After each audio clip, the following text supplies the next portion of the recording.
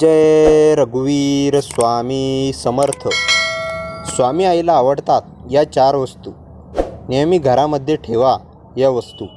घरामध्ये येणार पैसाच पैसा. मित्रांनो, देवी लक्ष्मी धनाची देवी आहे आणि ज्या घरावर देवी लक्ष्मीची कृपा असते त्या घरात कधीच धनाची कमतरता राहत नाही.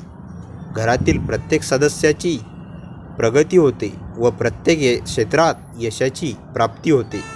धनाचे स्रोत वाढतात, उत्पन्नाचे वेगवेगळे मार्ग खुलतात.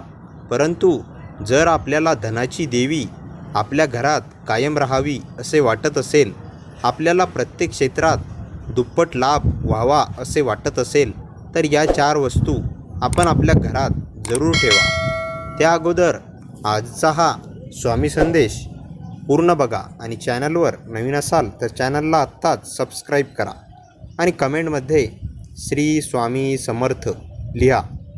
आणि मित्रांनो, यांच्या प्रभावाने देवी लक्ष्मीचे घरात आगमन तर होईलच आणि त्याचबरोबर देवी लक्ष्मी घरात कायमचे वास्तव्य ही करेल.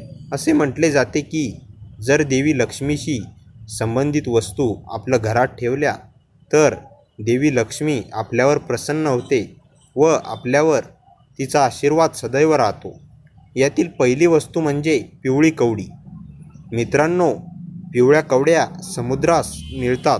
लक्ष्मी ही समुद्र मंथनातून प्रगट झाली आहे, म्हणून देवी लक्ष्मीला पिवळ्या कवड्या अतिप्रिय आहेत.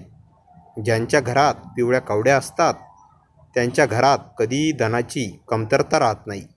यासाठी 5 पिवळ्या कवड्या आणून शुक्रवारी किंवा एकादशीच्या दिवशी यांचे श्री विष्णू व लक्ष्मीबरोबर पूजन करावे व त्यानंतर या कवड्या एका लाल कापडात बांधून आपल्या तिजोरीत, गल्ल्यात किंवा पैसे ठेवण्याच्या जागी ठेवून द्याव्यात. यामुळे देवी लक्ष्मीची कृपा आपल्यावर होते व घरातील पैशांमध्ये उत्तरोत्तर वाढ होत राहते.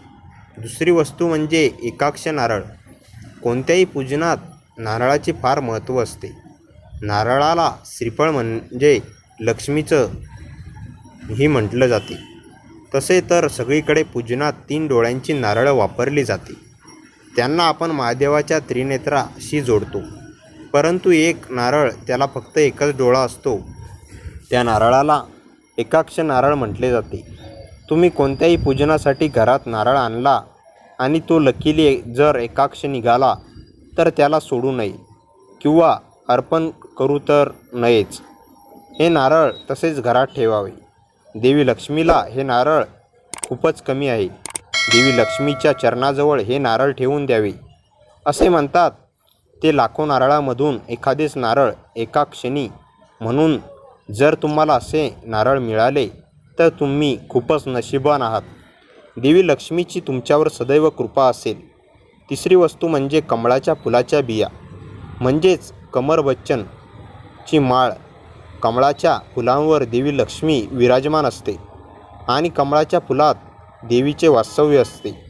म्हणून आपण देवी लक्ष्मी पूजना कमळाचे फूल, कमळाच्या बिया यांचा समावेश केला तर देवी लक्ष्मीचे कायमचे वास्तव्य आपल्या घरात राहते असते. परंतु कमळाचे फूल आणू शकत नाही, म्हणून कमळाच्या फुलाच्या बियांचे माळ घरी आणावी, अर्पण करून पूजन करावे.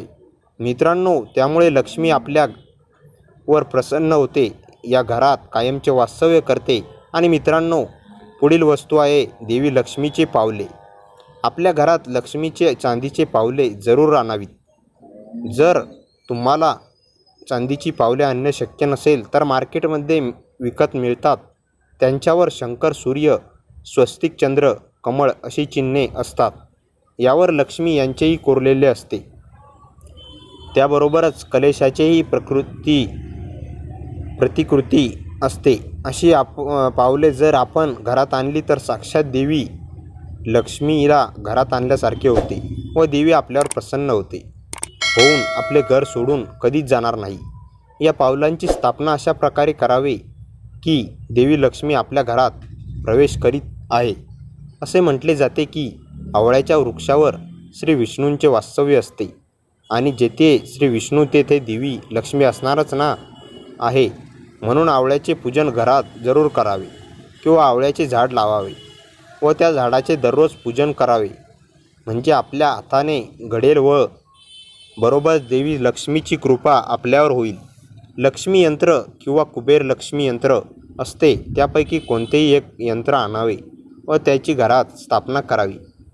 देवी लक्ष्मी लाल रंग अतिप्रिय आहे, म्हणून शक्यतो देवी लक्ष्मीचे पूजन करताना लाल रंगाचे कपडे परिधान करावेत.